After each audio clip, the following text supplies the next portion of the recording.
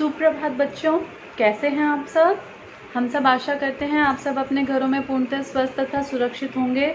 और जिस प्रकार आपको निर्देशित किया जा रहा है आपके अध्यापक गण द्वारा, आपके विद्यालय द्वारा, तो आप उन आदेशों का और उन निर्देशों का उचित प्रकार पालन कर रहे होंगे। जैसा कि हम सभी जानते हैं, हमारे सभी विद्यार्थी बहुत आज्ञाकारी हैं, अपने शिक्षकों का और अपने विद्यालय के प्रिंसिपल का, प्रधानाचार्य का उचित आदर करते हैं तथा उचित प्रकार से उनके निर्देशों का पालन भी करते हैं। हम सब आपसे यही आशा करते हैं और आपके स्वास्थ्य की और आपकी मंगल कामना करते हैं, आपके स्वास्थ्य की मंगल कामना करते हैं। जैसा कि मैं आपको हर कक्षा के प्रारंभ में मंत्र कराती हूँ, उसी प्रकार हम अपनी कक्षा का वो जारी रखेंगे। स्वागत है आपका आज की कक्षा में। मैं आपकी हिंदी अध्यापिका हेमलता बत्रा। तो बच्चों, आज हम बात करेंगे सकारात्मक सोच के बारे में कि सकारात्मक सोच क्या है और सकारात्मक सोच किस प्रकार हमारे जीवन पर और हमारे भविष्य पर अपनी गहरी छाप छोड़ती है।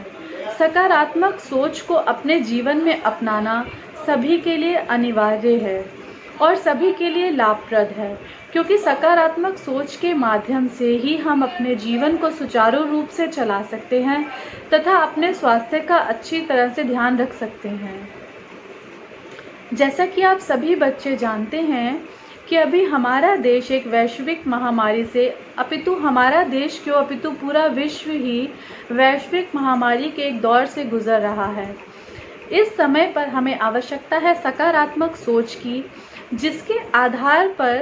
जिस सकारात्मक सोच के आधार पर हम अपने देश में अपने एक अच्छे नागरिक होने का अपना कर्तव्य निभा सकते हैं। कहते हैं हम सकारात्मक सोच जो है वो अपनी तरफ सकारात्मक ऊर्जा को आकर्षित करती है।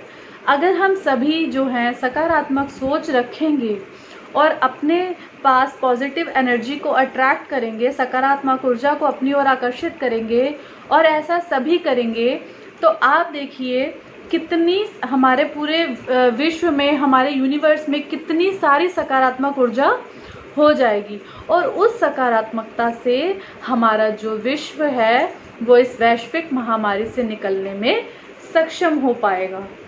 तो मैं आपको कोई ऐसे निर्देश नहीं देना चाहती। हमारे सभी विद्यार्थी बहुत ही ज़्यादा समझदार हैं, बहुत ही ज़्यादा ब्राइट है। सभी को पता है कि हमें अच्छे से हाथ धोने चाहिए, हमें सैनिटाइज़र का प्रयोग करना चाहिए, हमें क्या क्या करने चाहिए और क्या क्या नहीं करना चाहिए। मैं सिर्फ आपसे इतना कहना चाहूँगी कि आप जब समाचार सुनिए, न्यूज़पेपर पढ़िए, ज़रूर बहुत अच्छा है, लेकिन सिर्फ उतना जितना आपके लिए आवश्यक है। आज आप देखते हैं आपके आसपास या हमारे देश में बहुत सारे लोग मानसिक बीमारियों से जूझ रहे हैं, यानी कि डिप्रेशन से। क्यों?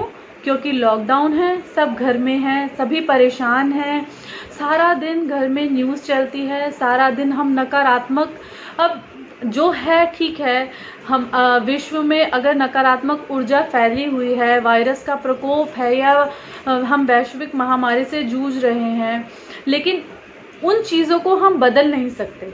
हम बदल किन चीज़ों को सकते हैं? अपनी सोच को, जिसे हम सकारात्मक कर अपने आसपास सकारात्मक ऊर्जा का प्रवाह कर सकते हैं। अगर हमारे विद्यालय के सभी शिक्षक और सभी अध्यापक, सभी शिक्षक तो करते ही हैं, तभी हम आपको बताते हैं, अगर सभी विद्यार्थी भी ऐसा करेंगे तो आप देखिए हमारे पूरे विद्यालय में कितने सारे विद्यार्थी हैं, तो कितनी सारी सकारात्मक ऊर्जा हमारे विश्व में हो जाएगी।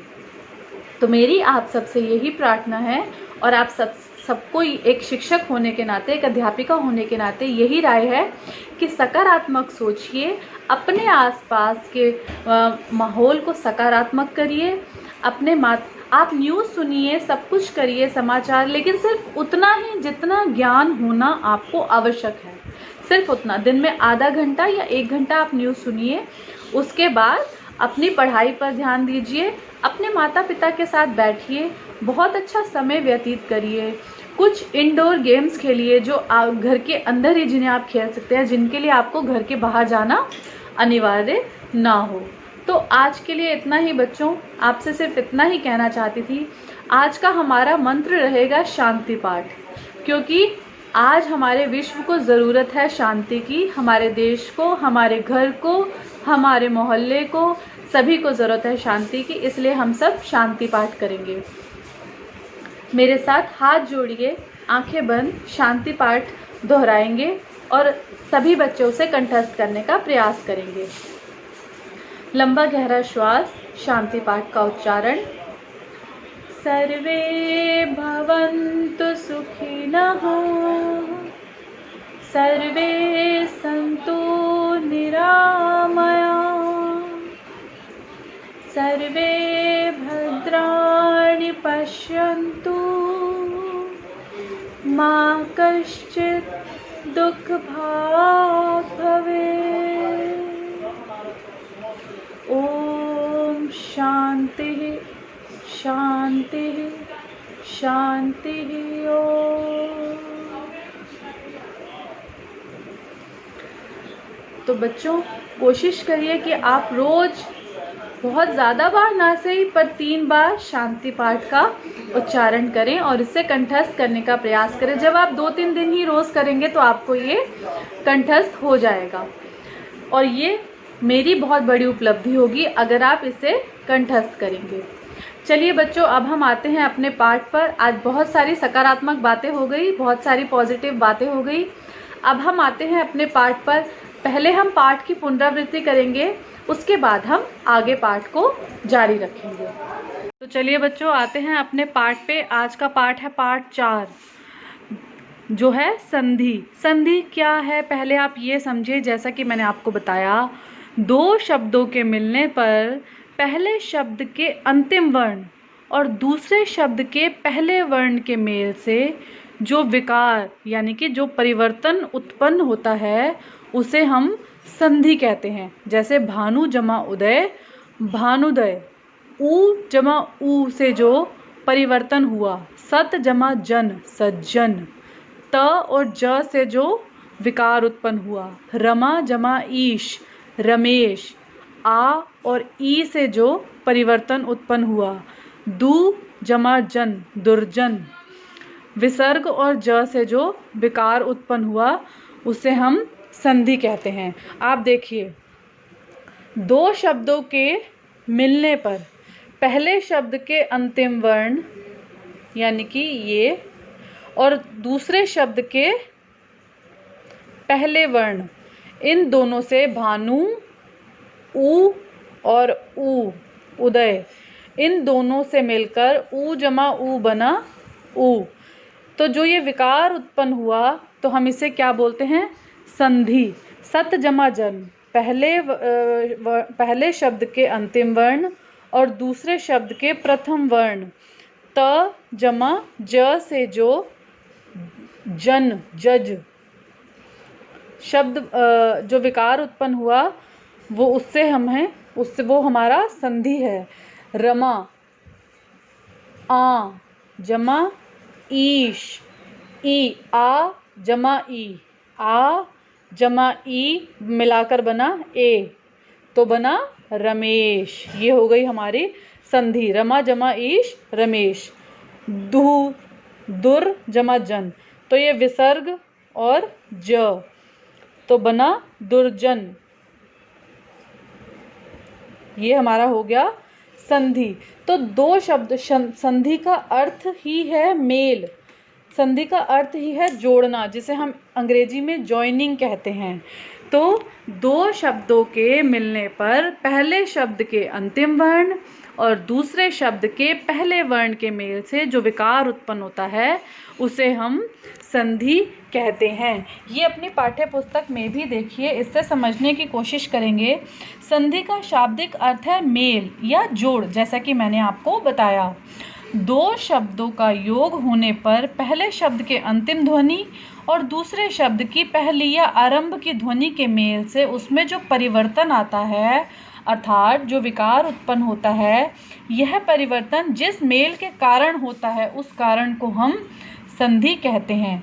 परिभाषा जैसे मैंने आपको बताई, दो शब्दों के मिलने पर पहले शब्द के अंतिम वर्ण और दूसरे शब्द के पहले वर्ण के मेल से जो विकार उत्पन्न हुआ या जो परिवर्तन आया उसे हम संधि कहते हैं। ये सारे उदाहरण आपने समझ लिए।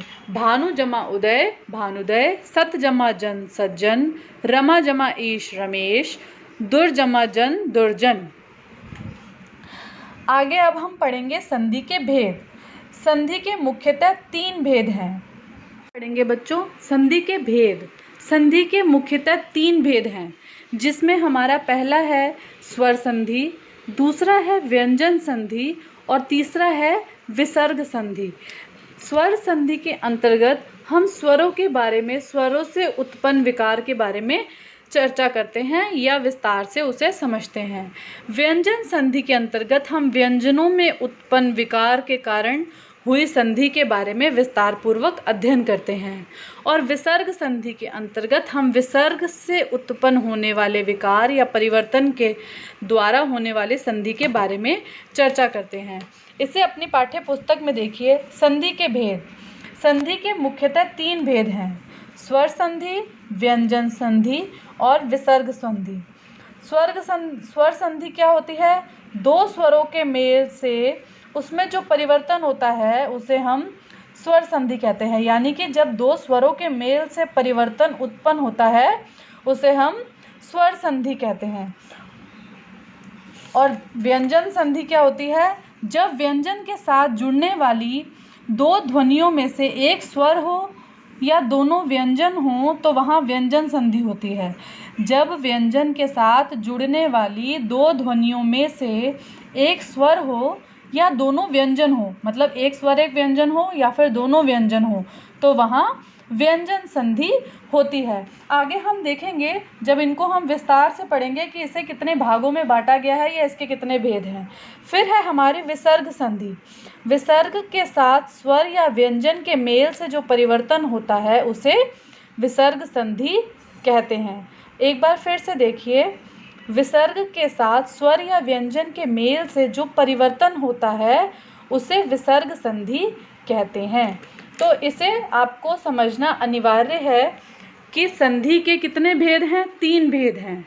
स्वर संधि नंबर 1, स्वर संधि नंबर 2, व्यंजन संधि नंबर 3, विसर्ग संधि। स्वर संधि में हम स्वरों के आधार पर परिवर्तन को विस्तार पूर्वक जानते हैं। व्यंजन संधि में हम व्यंजन के आधार पर परिवर्तन होने पर संधि को विस्तार पूर्वक जानते हैं। और विसर्ग संधि में विसर्ग के कारण उत्पन्न परिवर्तन के आधार पर हम संधि को विस्तार पूर्वक पढ़ते हैं। तो अब हम इसको अलग अलग से स्वर संधि को अच्छे से विस्तार पूर्वक पढ़ेंगे, फिर व्यंजन संधि के कितने भाग हैं उसे विस्तार पूर्वक पढ़ेंगे, फिर विसर्ग संधि के कितने भाग हैं उसे विस्तार पूर्वक पढ़ेंगे। उसी प्रकार हम संधि, जो हमारा व्याकरण का एक टॉपिक है, एक विषय है संधि, जिसे हम बहुत अच्छे से समझेंगे और विस्तार पूर्वक इसे जानेंगे। आज के लिए बच्चों इतना ही। अब आप अपने उत्तर पुस्तिका में अपने कार्य को पूरा कर लीजिए और साथ साथ उसे याद भी कर लीजिए। जब हम अपने काम को पूरा रखते हैं और उसे समय पर ही पूरा कर लेते हैं, समय पर ही याद कर लेते हैं, जैसे अभी आपके पास भरपूर समय है, आप घर पर हैं, आपके पास समय की कोई कमी नहीं है, समय सीमा नहीं है, तो आप अपने समय का सदुपयोग कर सकते हैं। अपने पाठ को याद कर लीजिए ताकि जब आप विद्यालय में आएँ या जब आपकी परीक्षाएं हों तो उस समय आपको पाठ को याद करने में कोई कठिनाई ना आए। उस समय आप सिर्फ पुनरावृत्ति करेंगे और आप परीक्षा के लिए तैयार हो जाएंगे। तो बच्चे, सभी विद्यार्थी ऐसा ही करेंगे। अपने काम को, अपने गृह कार्य को पूर्ण करिए, उत्तर पुस्तिका में उसे पूरा कर लीजिए, लिख लीजिए अच्छे से और उसे याद कर लीजिए।